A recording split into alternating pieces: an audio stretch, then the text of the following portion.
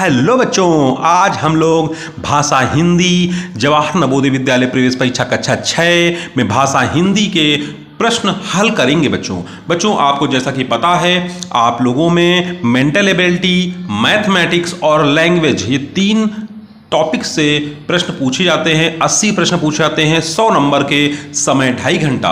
बच्चों समय 2.5 घंटे में प्रश्न आपको करने होते हैं, लेकिन आपको पता ही है कि मेंटल एबिलिटी के 40 क्वेश्चन, मैथ्स के 20 क्वेश्चन और भाषा हिंदी के भी 20 क्वेश्चन मतलब जवाहर नवोदय विद्यालय प्रवेश परीक्षा कक्षा 6 में पूछे जाते हैं। बच्चों आप लोग के पास समय कम है, 4 नवंबर का समय आने वाला है। 4 नवंबर के दिन फेज 1 का एग्ज़ाम लगा हुआ है, जवाहर नवोदय विद्यालय प्रवेश परीक्षा लगी हुई है। तो बच्चों आप लोग जो है इस चैनल पर बने रहिए और वीडियो को लगातार देखते रहिए। अभी मैंने इससे पहले कल मेंटल एबिलिटी का वीडियो डाला था, उसको आप लोगों ने देखा होगा। जिन बच्चों ने नहीं देखा उसको देखें, उसके क्वेश्चंस को सॉल्व करें और कमेंट के माध्यम से मुझे बताएं कि वीडियो कैसा लगा। बच्चों आज हम लोग भाषा हिंदी की बात करेंगे। भाषा हिंदी में सबसे पहले जो है आपको पता ही है कि इसमें अनुच्छेद आते हैं, यानी पैराग्राफ आते हैं और उन पैराग्राफ को हम लोग को सॉल्व करना होता है। 5 पैराग्राफ होते हैं और उन 5 पैराग्राफ में 4-4 क्वेश्चन होते हैं, यानी 20 क्वेश्चन टोटल होते हैं और इनको हमें हल करना होता है। ये फ्री के नंबर होते हैं। भाषा हिंदी भाषी क्षेत्रों के लिए हिंदी भाषा पढ़ाई जाती है। कुछ बच्चे अंग्रेजी ले लेते हैं तो उनको पैराग्राफ आते हैं अंग्रेजी के। तो बच्चों आप परेशान मत होइए, ये कमेंट में आप मुझे बताएंगे कि सर मुझे अंग्रेजी पढ़ा दीजिए भाषा है, तो मैं इंग्लिश भाषा भी आपको, इंग्लिश लैंग्वेज भी आपको पढ़ा दूंगा। ठीक है बच्चों, तो चलिए चलते हैं निर्देश में। सबसे निर्देश हमको पढ़ना है, निर्देश को बहुत ध्यान से पढ़ना होता है बच्चों। इस खंड में 4 अनुच्छेद हैं। कितने अनुच्छेद हैं? 4, 5 नहीं है, 4 हैं। प्रत्येक अनुच्छेद पर 5-5 प्रश्न है। अच्छा, प्रश्न 5 कर दिए हैं। प्रत्येक अनुच्छेद को सावधानी से पढ़ें और उसके नीचे दिए गए प्रश्नों के उत्तर दें। प्रत्येक प्रश्न के लिए 4 संभावित उत्तर दिए गए हैं, जिनकी क्रम संख्या 1, 2, 3, 4 है। इनमें से केवल एक उत्तर ही सही है। सही उत्तर चुनें और अपने उत्तर को दर्शाने के लिए OMR उत्तर पत्रिका में प्रश्न के संगत संख्या के सामने वाले वृत्त को काला करें। तो बच्चों हम लोग के सामने एक अनुच्छेद आ गया है। इस अनुच्छेद को हम ध्यान से देख रहे हैं तो ये पूरा अनुच्छेद आपको बच्चों समझ में आ रहा होगा। क्या लिखा है? लिखा है शरद ऋतु गर्मी और जाड़े के मौसम के बीच आती है। हमको याद रखना है, जो शरद ऋतु है गर्मी और जाड़े के बीच आती है। इस सुंदर ऋतु में बहुत से परिवर्तन होते हैं। दिन छोटे हो जाते हैं, पेड़ों की पत्तियां हरे रंग में बदलकर जीवंत लाल, पीली और नारंगी हो जाती हैं। वस्तुतः पत्तियों को हरा बनाए रखने के लिए पेड़ों को धूप चाहिए। धूप के बिना पत्तियां पीली हो जाती हैं। घास पर अब ओस नहीं बिछी होती, बल्कि प्रायः प्रत्येक प्रातःकाल को पाला पड़ता है, क्योंकि तापमान हिम बिंदु तक पहुंचता है। पशु जाड़े के लंबे महीनों के लिए पर्याप्त भोजन एकत्र करने लगते हैं। ये परिवर्तन तब होते हैं जब हम ग्रीष्म काल की गर्मी से शीतकाल की सर्दी के अनुकूल हो रहे होते हैं। तो बच्चों ये पैराग्राफ आपने पढ़ा। अब इस पैराग्राफ से संबंधित हमको 5 प्रश्न हल करने हैं, ठीक है ना। और इन 5 प्रश्नों के जो उत्तर हैं वो उस पैराग्राफ में दिए हुए हैं, तो हमें इसे बड़े सावधानी से ही हल करना होगा। तो देखिए लिखा है ग्रीष्म ऋतु, ग्रीष्म और डैश के बीच शरद ऋतु आती है। तो शरद ऋतु कब आती है? गर्मी और जाड़े के मौसम के बीच आती है ना बच्चों। तो जाड़े के मौसम को शीत ऋतु भी बोलते हैं। क्या बोलते हैं? शीत ऋतु। आप लोग ध्यान दीजिए जरा, इधर कह रहा है ग्रीष्म और डैश के बीच शरद ऋतु आती है। तो देखिए शरद ऋतु गर्मी और जाड़े के बीच आती है, तो जाड़े को हम शीत बोलते हैं। तो इसका बच्चों 61 का तीसरा प्रश्न सही हो जाएगा। अब 62 नंबर, शरद ऋतु में निम्नलिखित में से क्या परिवर्तन हो सकता है? तो बच्चों शरद ऋतु में जो है निम्नलिखित में क्या परिवर्तन हो सकता है? तो इसमें जो दिन होते हैं ना बच्चों, ये छोटे हो जाते हैं। दिन ना छोटे होते हैं। अब आगे अगला प्रश्न हम लोग ध्यान से देखेंगे। क्या लिखा हुआ है? शरद ऋतु में पत्तियां पीली हो जाती हैं, क्योंकि उन्हें पर्याप्त ऑक्सीजन नहीं मिलती, उन्हें पर्याप्त प्रकाश नहीं मिलता, उन्हें पर्याप्त जल नहीं मिलता, उनमें बहुत अधिक ऑक्सीजन एकत्रित होती है। बच्चों उनमें पर्याप्त प्रकाश नहीं मिलता। यदि आपको प्रकाश नहीं मिलेगा मतलब पेड़ पौधों को, तो उनकी पत्तियां पीली हो जाएंगी। अगले प्रश्न पे चलते हैं। कह रहा है शरद ऋतु के बीतने की तैयारी करते हुए पशु क्या करते हैं? भोजन एकत्र करते हैं, कम भोजन खाते हैं, फिर गिरा देते हैं, रंग बदल लेते हैं। तो बच्चों भोजन एकत्र करते हैं शरद ऋतु के बीतने की तैयारी करते हुए। ठीक है बच्चों, इस तरह से आपका 64 का पहला प्रश्न ये था सही ऑप्शन। बिछी होती के लिए दूसरा शब्द हो सकता है, तो घास वाली, ऊनी, ढकी हुई, बढ़ती हुई। तो बिछी होती है, बिछी होती है ना, बिछी होती है तो उसमें क्या होएगा, उसमें आएगा ढकी हुई।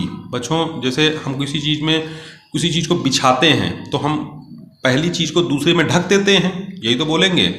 यदि हम किसी चीज़ को बिछा रहे हैं, जैसे हम चादर बिछा रहे हैं, तो चादर हम जब बिछाएंगे तो चादर फर्श को ढक लेता है ना, तो ढकी हुई इसका सही शब्द होगा, दूसरा शब्द जो है सही है। ठीक है बच्चों, इस तरह से आपके 5 प्रश्न पूरे हो गए। बच्चों अब अनुच्छेद नंबर 2 में चलते हैं। अनुच्छेद नंबर 2 देख रहे हैं आप लोग, दिख रहा है आपको, लिखा है दीपक उत्साहित था, वह अपने चाचा जी और चचेरे भाई बहन प्रीता और रिया के साथ रविवार को पिकनिक पर जा रहा था। उसने अपने तैराकी के सामान, नाश्ते और खेलने के सामान को अपने एक पिट्ठू बैग में रख लिया। ठीक है बच्चों, वे सुबह 6 बजे चल दिए। बहुत दूर तक गाड़ी चलाने के बाद वे पिकनिक के स्थान पर सुबह 9 बजे पहुंच गए। यह गांव में एक फार्म हाउस था, गांव में एक फार्म हाउस था। उन्होंने गांव के चारों ओर घूमकर धान के खेत देखे और जाना कि चावल कैसे उगाया जाता है। वे पेड़ों पर चढ़े और आम तथा अमरूद तोड़े। दोपहर को एक पेड़ के नीचे बैठकर उन्होंने दोपहर का भोजन किया। जब चाचा जी ने कहा कि अब घर लौटने का समय है तो वे और देर तक ठहरना चाहते थे क्योंकि उन्हें गांव बहुत अच्छा लगा। तो ये बच्चों अनुच्छेद 2 हो गया। अब इसके प्रश्नों पर चलते हैं सीधे। जो 66 नंबर प्रश्न है, लिखा है उत्साहित शब्द का अर्थ है। उत्साहित का मतलब बच्चों होता है, आप लोग बताइए, उत्साहित का मतलब होता है आपका विश्वस्त, बहुत प्रसन्न, या व्यस्त या निराश, तो बहुत प्रसन्न होता है। उत्साहित बने नहीं, बहुत व्यक्ति एक्साइटेड है, बहुत ज़्यादा उत्साहित था, तो उत्साहित था मतलब हो जाएगा बहुत ज़्यादा वो प्रसन्न था। ठीक है बच्चों, अगले प्रश्न चलते हैं। दीपक और उसके चचेरे भाई बहन गांव में ऊब गए, ने पिकनिक का आनंद लिया, घर वापस आना चाहते थे, पेड़ों पर ना चढ़ सके।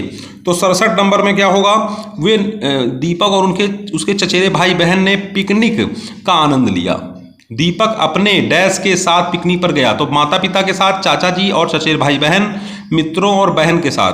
तो इसका क्या होगा, ये चाचा जी और चचेरे भाई बहन के साथ गया। पिकनिक का स्थान एक डैश में था, पार्क था, समुद्र था, गांव था, तरणताल था। तो बच्चों 69 नंबर, तो ये गांव था, यानी पिकनिक का स्थान एक गांव था। ठीक है ना। चाचा जी ने दीपक को दिखाया कि कैसे हम खाते हैं, तैरते हैं, गाड़ी चलाते हैं, चावल उगाते हैं, हम चावल उगाते हैं। ये इस तरह लिखा है, क्या आपने रस्साकसी खेल खेला है? यह एक रोचक खेल है। रस्साकसी का खेल खेलने के लिए आपको कुछ खुली जगह, एक लंबी एवं मजबूत रस्सी और खिलाड़ियों की 2 टीमों की आवश्यकता होती है। खेल तभी रोचक होगा तब जब दोनों टीमें बराबर मजबूत होंगी। दोनों टीमों के बीच एक रेखा खींच दी जाती है। जो टीम खींची जाती है और बीच की रेखा पार करने को बाध्य कर दी जाती है, खेल हार जाती है। ठीक है। टीम के सबसे शक्तिशाली सदस्य को चाहिए कि वह रस्सी के अंतिम छोर को मजबूती से पकड़े रहे और टीम को संगठित होकर रस्सी को खींचना चाहिए। खेलने के स्थान से पत्थरों को साफ कर देना चाहिए, अन्यथा उनसे चोट लग सकती है। तो बच्चों इस तरह से ये आपका अनुच्छेद पूरा हुआ, अनुच्छेद 3। अब इससे संबंधित प्रश्नों को हम देख रहे हैं। लिखा रस्साकसी है तो एक युद्ध है एक रस्सी है, खेल है, या फिर एक लड़ाई है बच्चों? तो आप लोग बताइए 71 नंबर में। बच्चों ये खेल है, रस्साकसी एक खेल है। रस्साकसी में हम मुक्केबाजी करते हैं, छुपा छुपी करते हैं, रस्सी खींचते हैं, बल्लेबाजी और गेंदबाजी करते हैं। तो बच्चों इसमें आपको पता ही है, आपने खेला होगा, रस्सी खींचते हैं। रस्सी के अंतिम छोर को पकड़ने वाला टीम का डैश सदस्य है, सबसे लंबा, सबसे छोटा, सबसे शक्तिशाली, सबसे युवा। तो 73 नंबर में बच्चों क्या होगा भाई, सबसे शक्तिशाली होना चाहिए उसको, तभी वो रस्सी को खींच पाएगा। टीम जो बीच की रेखा के पार खींच ली जाती है, टीम जो बीच की रेखा को पार खींच ले जाती है, विजयी होती है, हार जाती है, सफल होती है, को दूसरा अवसर दिया जाता है। तो बच्चों इसमें हम लोग देखेंगे क्या होगा, इसमें बच्चों होगा आपका दूसरा, यानी कि वो हार जाती है। ठीक है, आगे चलते हैं अगले प्रश्न पर। लिखा है संगठित शब्द का अर्थ है साथ साथ, लड़ाई, खींचना, या फिर विजयी होना। बच्चों तो आप बताइए, तो इसका होगा साथ साथ। ठीक है ना, 75 का होगा साथ साथ, यानी संगठित होकर संगठित शब्द का अर्थ है साथ साथ। ठीक है, लिखा है शरीर का भार कम करने या स्वस्थ भार बनाए रखने के लिए केवल 2 साधारण नियम हैं। वे हैं कमा करना और शर्करा वाला संतुलित भोजन करना। बच्चों वे हैं कमा करना, कमा मतलब होता है भाई कसरत करना, व्यायाम करना, और शर्करा वाला संतुलित भोजन करना और अधिक व्यायाम करना। बच्चों और अधिक व्यायाम करना। भार कम करने के लिए आपको भूखे रहने की कोई आवश्यकता नहीं है।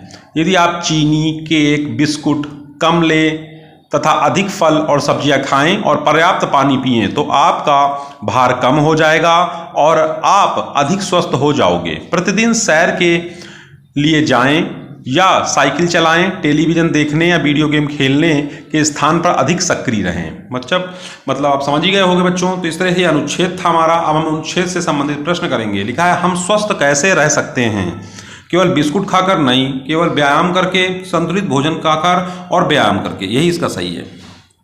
भार कम करने के लिए हमें क्या अधिक खाना चाहिए? चीनी और केक नहीं, फल और सब्जियां। ये बिल्कुल सही है, फल और सब्जियों को खाना चाहिए। बच्चों देखिए अच्छे से, यह हम लोग से पूछा जा रहा है कि भार कम करने के लिए हमें क्या अधिक खाना चाहिए, तो फल और सब्जियां खाना चाहिए। स्वस्थ रहने के लिए हमें क्या अधिक पीना चाहिए, तो पानी पीना चाहिए। स्वस्थ रहने के लिए हमें अधिक पानी पीना चाहिए। ठीक है ना। कौन सा व्यायाम सबके लिए अच्छा है? सैर करना, साइकिल चलाना, बस यही अच्छा है। ये सबके लिए अच्छा है। सैर करना और साइकिल चलाना जो है सबके लिए अच्छा है। अगला प्रश्न आ गया, सक्रिय शब्द का विलोम शब्द क्या है? सक्रिय का निष्क्रिय होता है बच्चों। सक्रिय होता है एक्टिव, यानी आप जैसे किसी खेल कूद में बहुत ज़्यादा सक्रिय हो और कोई आपका भाई है जो खेल कूद में बिल्कुल इंटरेस्ट नहीं लेता, वो चुपचाप बैठा रहता है, उसे मन ही नहीं होता, तो वो निष्क्रिय है। सक्रिय का निष्क्रिय हो जाएगा। तो इस तरह से आपके 4 अनुच्छेद पूरे हुए। हर एक अनुच्छेद में 5-5 प्रश्न थे। 5 चौके 20, टोटल 20 प्रश्न आपके कंप्लीट हो गए। ये अनुच्छेद आपके मैंने पूरे किए बच्चों। ये वीडियो मैंने आपको बना के दिया है। इस वीडियो को आप समझिए। इसी तरह के ही पैराग्राफ आपको 4 नवंबर को जो जवाहर नवोदय विद्यालय की प्रवेश परीक्षा कक्षा 6 की होनी है, उसमें आपको ऐसे ही प्रश्न देखने को मिलेंगे। ठीक है बच्चों। कैसे आपको अनुच्छेद जल्दी सॉल्व करना है, उसकी ट्रिक यदि आपको सीखनी है तो मुझे कमेंट बॉक्स में कमेंट करिएगा कि सर आप मुझे जल्द से जल्द एक ऐसी ट्रिक सिखाइए जिसमें हम जल्दी यानी कम समय में जल्दी से हम अनुच्छेद को सॉल्व कर लें, पैराग्राफ को सॉल्व कर लें। हम आपको जरूर बताएंगे बच्चों।